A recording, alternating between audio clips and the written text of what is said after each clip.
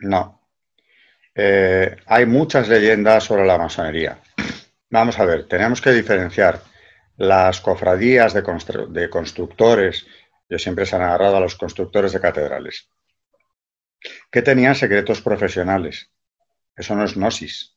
Esos son secretos técnicos en cuanto a la construcción de unos edificios asombrosos, por cierto, que tengamos en cuenta están levantados en plena Edad Media, no era nada sencillo. Pero eran cofradías, desde luego, religiosas, siempre bajo la advocación, la protección de algún santo o de alguna advocación mariana. No tenían nada que ver con la masonería como tal. Ellos han tomado la palabra masón como de albañil, de los que tenían esas cofradías o esos gremios de constructores de catedrales.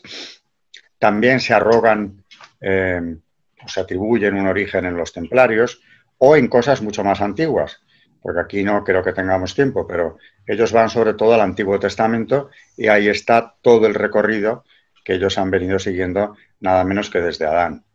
De modo que hay mucha leyenda creada por ellos, Por pero ellos esa mismos, masonería claro. cristiana no es verdad. Muy bien, gracias por aclararnos. Doctor, ¿cuándo la Iglesia empieza a denunciar el peligro de la masonería y por qué? Lo hace bien pronto porque la masonería se funda efectivamente en 1717 y ya en 1738 tenemos la primera condena pontificia de Clemente XII, donde avisa de los peligros de esta secta. ¿Qué ha ocurrido? Que en muy poco tiempo la masonería, que nace en Inglaterra, ha conseguido pasar al continente. Y ahí se encuentra incluso instalada ya en territorios católicos, monarquías católicas, donde se ha ido infiltrando, siempre pues con ese atractivo gnóstico, con ese atractivo intelectual de ir a elevar al candidato gradualmente, pero el hecho es que está ya en los países católicos. Y claro, si bien en Inglaterra es una secta anticatólica sobre todo, aunque si tuviéramos tiempo también podríamos hablar de que es anticristiana en el fondo. Claro. Pero claro, anticatólica lo es de una manera expresa. ¿Cómo se puede conjugar la presencia de una secta anticatólica en países católicos? Claro, ya es mucho más complicado. En ese caso, ¿qué ocurre? Que los papas condenan una y otra vez, siempre con argumentos, naturalmente, de pura lógica. ¿Qué es lo que les llama la atención principalmente? Los primeros papas ya dicen que esa secta, lo primero que dicen es que las obras buenas buscan siempre la luz y las tinieblas las buscan quienes no buscan lo bueno.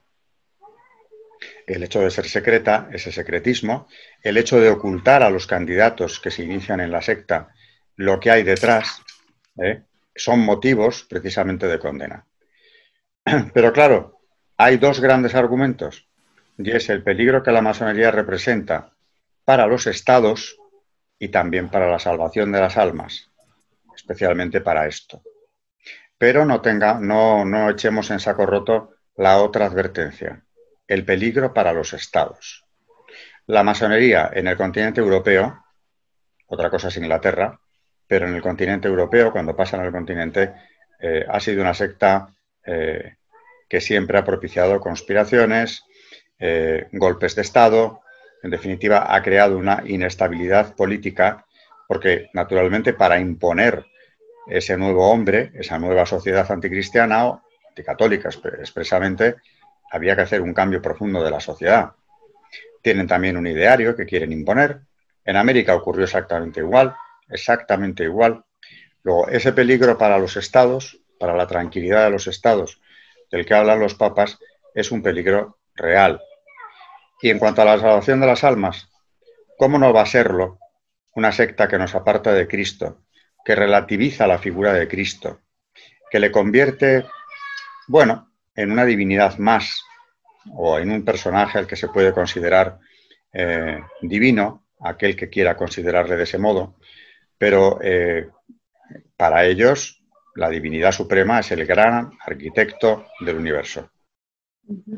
Y ese gran arquitecto del universo puede ser cualquier concepto religioso del masón, incluyendo, desde luego, a Lucifer. Sí. En ciertos grados, Hay himnos a Lucifer y rituales que tienen un alto contenido luciferino también.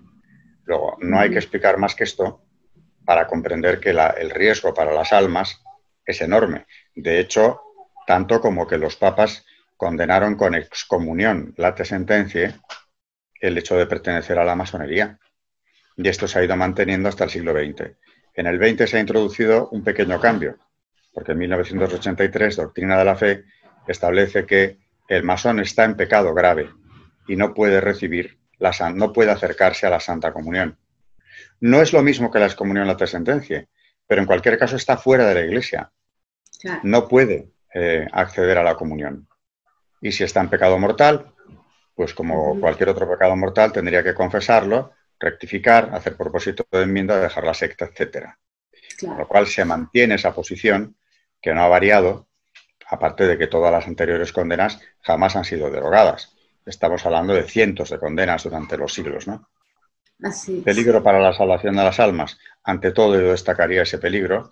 Y luego, claro, trae consigo una ingeniería social anticristiana, anticatólica de manera expresa, que influye en las sociedades donde ha tenido peso, desde la política, con dos líneas principales, que es el control de la enseñanza, eso lo denuncia León XIII en esa encíclica, en Humanum Genus, tienen sumo interés en hacerse con el control de la enseñanza para eliminar de ella a los ministros de Dios, cualquier enseñanza religiosa.